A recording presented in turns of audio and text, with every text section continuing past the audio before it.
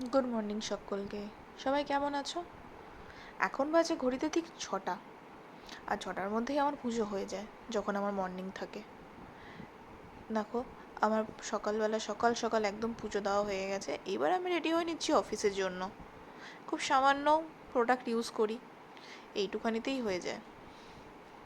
অফিসের জন্য রেডি হয়ে গেলাম, এবার বেরিয়ে গেছি। মর্নিং থাকলে না ও আমাকে দিয়ে আসে, ভালো লাগে সকালবেলাটা বেশ, বাইকে করে এত সুন্দর একটা পরিবেশ দেখতে দেখতে যেতে। যেহেতু মর্নিং ছিল, প্রচণ্ড ঘুম পাচ্ছিল। ঘুম কাটানোর জন্য এই আঁকিবুকি করা শুরু করেছি, যাতে ঘুম কোনো মতে না আসে দু চোখে। ঘুম চলে এলে তো আর হবে না, অফিসে বসে ঘুমালে তো বকা খাবো। দেখো তো কেমন হয়েছে, কী এঁকেছি আমি নিজেই জানি না। যাই হোক, বাড়ি চলে আসলাম। এসে এই যে ঠাকুর পুজো দিচ্ছি, সন্ধে দিচ্ছি। পুজো ঠিক বলবো না, সন্ধে দিচ্ছি। এখন হচ্ছে এই সন্ধে দেব, দিয়ে তারপর আমি নিজে আবার একটুখানি বেরোবো, কারণ আজ হচ্ছে শনি জয়ন্তী। কে কে পুজো দিয়েছো তোমরা আজকে? আজকে কিন্তু দিনটা খুব ভালো। কাল ছিল ফলহারণী অমাবস্যা, আজ আজ হচ্ছে শনি জয়ন্তী।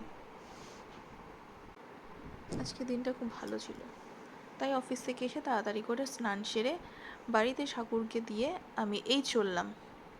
একটা মালা নিয়ে এসেছিলাম কিনে আসার সময়, নিয়ে এবার চললাম আমি হচ্ছে পুজো দিতে। খুব একটা বেশি দূর না আমার বাড়ি থেকে, ওই মিনিট পাঁচেকের দূরত্ব। আমি ভাবতেই পারিনি যে আজকে হচ্ছে এই সময় গিয়ে মন্দির খোলা পাবো। কেন জানি না, অফিস থেকে বাড়িতে এসেও ইচ্ছা করছিল না যেতে, কারণ মর্নিং ডিউটি সেরে এসে এখনও অনেক কাজ বাকি ছিল। কিন্তু দেখো, ওই ঠাকুর টানিয়ে নিয়েছে ঠিকই তার কাছে। অঞ্জলিও দিয়েছি, ভালো লাগলো, মনটা বেশ শান্ত লাগছিল। ঠাকুরের আরতি দেখতে দেখতেই কখন যে নিজের চোখেই জল চলে এসছে আমি নিজেই জানি না, কেন হয়েছে সেটাও আমি জানি না। খুব ভালো লাগলো আজকে পুজোটা দিয়ে। অনেক দিন পর কোথাও মন্দিরে গিয়ে পুজো দিলাম, একদম সময় হয়ে ওঠে না। এত টাফ একটা শিডিউলের মধ্যে আমি থাকি। অফিস থেকে বাড়ি এসে রান্না করা, জামা কাপড় গোছানো, নিজের কিছু কাজ বাজ থাকে, বাড়ি ফিরেও অফিসের করে ঠাকুর নিয়ে ওই যা হয়, অফিস আর বাড়ি দুটোকে একসাথে সামলে সেরকম আর কোথাও যাওয়া হয়ে ওঠে না আমার। কিন্তু আজকে বেশ ভালো লাগছে। তোমাদের কেমন লাগছে জানি না। আর মনে শান্তি হয় তো বলো, ঠাকুরের কাছে গিয়ে একটু চুপচাপ শান্তি মতো যদি বসতে পারি, আমার কিন্তু খুব ভালো লাগে। আর তোমরা কিন্তু অবশ্যই জানিও আজকে কারা কারা পুজো দিলে। আজকে দিনটা খুব ভালো দিন ছিল।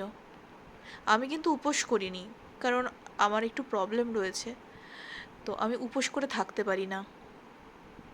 মায়ের মুখটা কি সুন্দর না, আমার তো ভীষণ ভালো লাগছিল, এক দৃষ্টিতে আমি তাকিয়েছিলাম। চলে এসেছি রান্নার প্রিপারেশন। পোস্ত, তিনি খায় আলু পোস্ত আর আমি খাই পটল পোস্ত। একবারে দুজনের জন্য দুরকমভাবে রান্না করা সম্ভব না, ওই জন্য একেবারে করে নিয়েছি একদম শর্টকাট। পটলও দিয়ে নিয়েছি বড় বড় করে, আমি যেরকম খেতে পছন্দ করি, আর আলুও তার জন্য। হ্যাঁ, তার আবার খুব পছন্দ হচ্ছে হলুদ ছাড়া আলু পোস্ত, সে হলুদ দিলে একদম খেতে চান না। এই যে, তার জন্য আর আমার জন্য একসাথেই। আজকে আর বেশি কিছু করিনি, শরীরটা একদম ভালো লাগছিল না, তাই জন্য এই আজকে করেছি পটল পোস্ত, না সরি, আলু পটল পোস্ত। আলু পটল পোস্ত, আর রাতে ছিল শুধু ভাত, আর কিছু করতে পারিনি। সারা দিনের একটা ধকল যে গেছে তো আজকে, ব্যাস। তোমরা কে কী করো জানিও, অফিস থেকে বাড়ি এসে কিভাবে টাইম স্পেন্ড করো। আমার তো বিভিন্নভাবে এরকমভাবেই যায়। অন্য কোনো একদিন দেখাবো আমি কিভাবে আমার গাছের যত্নগুলো নিই। আমার কিছু গাছ আছে, সেই গাছের যত্ন আমি কিভাবে নিই একদিন দেখাবো। চলো, আমার রান্না তো একদম কমপ্লিট। এইবার জাস্ট এই গরম গরম ভাতের সাথে খাওয়ার পর্যন্তই অপেক্ষা।